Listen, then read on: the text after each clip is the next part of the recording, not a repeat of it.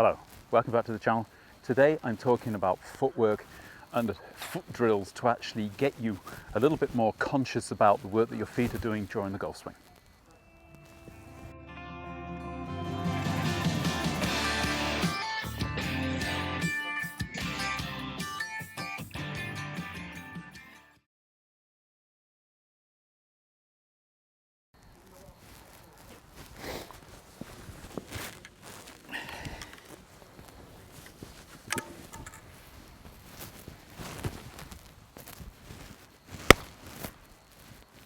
Hello, welcome back to the channel. Today I'm talking about footwork and foot drills to actually get you a little bit more conscious about the work that your feet are doing during the golf swing.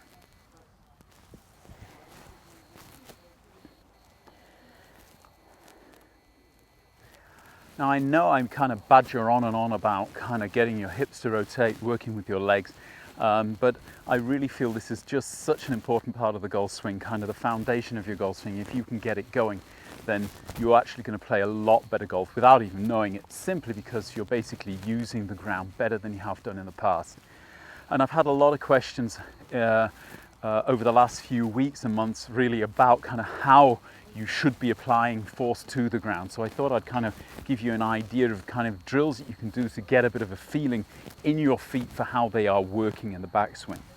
What I like to do is kind of get myself aware of the kind of pressure change on the feet during a golf swing. And this basically means, I'm going to move these balls a little bit to the side so you can see it in close up, that when you actually make your backswing, you actually turn away from the ball, then pressure is moving into the side. And what you don't want is kind of the movement onto the outside of the trail foot.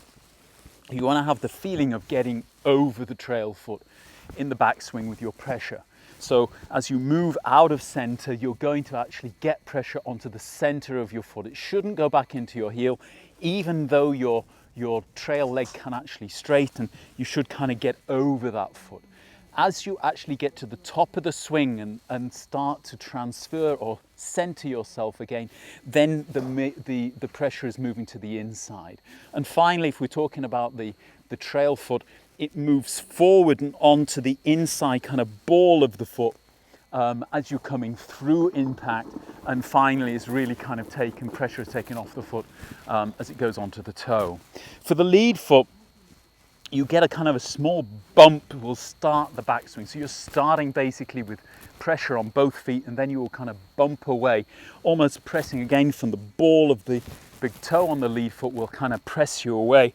And as you turn, then the pressure will stay forward on this kind of inside ball of the foot as it moves back into the trail foot. As you then change direction and get yourself centered, the pressure will increase again on the ball and basically the hold of the ball of the lead foot before it really kind of increases immensely, pushing down and back into the full flat of the foot before moving over to the outside of the foot and back to the heel of the lead foot as you follow through into the full swing. So again, if you kind of look at the movement, I'll just overdo it. We don't want any of that going on. We want to be on the flat of the foot. We want basically it coming up onto the inside of the lead foot. We're going to go back into the downswing, and that way we're getting onto the lead foot, pushing away, flattening the feet, coming around, going onto the outside of the lead foot as we come through the ball, and going up onto the big toe of the trail foot into the follow through. Impossible really to think about when you're swinging a golf club. So what you've got to do is basically kind of get a drill going so that your feet are getting used to this. And this is probably better actually working on one foot at a time. So if you just stand on your trail foot, so you've got the flat of your trail foot on the ground, and then lean over so that the weight goes onto the inside of the foot. Forget what your lead foot's doing at this time. So you go from standing on your trail foot, leaning, and then rotate and go in really hard as if you're pressing hard into the ground with the big toe or the ball of the big toe of your trail foot, and then push off and extend from that big toe, straightening the trail leg. So again, over, inside, ball, straighten.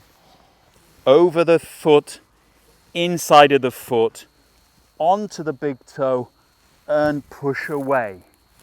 And this is kind of giving you the feeling of where the pressure is moving on that trail foot. Forget again what's happening on your lead foot. You can then concentrate on the lead foot. Now, when you think about the lead foot, the first thing is this kind of bump. So it's a kind of pushing away. This is basically the very, very start of a swing. Again, not something you should be thinking about when you're making a golf swing. Bump away, push away with that big toe, the ball of the big toe, push away directly away from the target. Once you've got that bump, allow the heel to come off the ground. Now, there are players in history who have always done this. Jack Nicklaus is probably the best at it. I'm not saying that you should be doing this, but to get that feeling of pressure where it should be, lift your heels so that you only feel pressure on the ball of your big toe. So you're going up. Then, as you are basically changing direction, centering, you want then the pressure to go to the whole of the balls of your feet, straight across the entire foot. Before, as you straighten the lead leg, you push back so that your pressure is on the middle of the foot before letting it go back onto the heel and onto the outside of the foot. And this really does mean there is a slight rolling of the foot here. So once again, forget what's happening on the trail foot. Just think about the lead foot. Bump away, lift the heel, move back so that you've got weight on the entire balls of the feet, press away and flatten the foot and go onto the outside. And again, get this kind of feeling moving on both feet. So first the trail foot, flatter the foot, inside of the foot, onto the ball of the toe and push. Lead foot, bump away, lift the heel, onto the balls of the feet, flatten and roll back into the heel. Again, not worried what's happening with your upper body here. These are just kind of feelings that you're wanting to get in your feet. And then you can get combinations going. You've got the bump and pressure onto the trail foot. So basically this first bump is virtually all you need to get pressure on the flat of the trail foot. Then as you center, this is when you're going back into the whole of the balls of the feet. Now, whether your heel has come off the ground or not after the bump, that's totally up to you. But once you center, you've got to get the feeling of getting back onto that front foot. If you're not on that front foot, you can't apply pressure to turn. You'll have to shift and turn in the downswing, which just simply takes too much time. So you should be getting pressure back onto the balls of the feet and the pressure shifting to the inside of the trail foot. Then you're pushing away with the lead foot.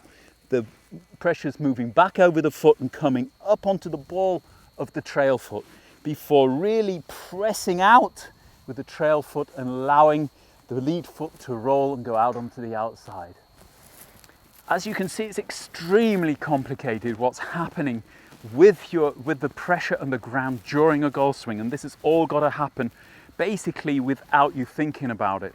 But I do feel that just getting this kind of feeling of how your feet are working with the ground will actually help you to actually do it more intuitively.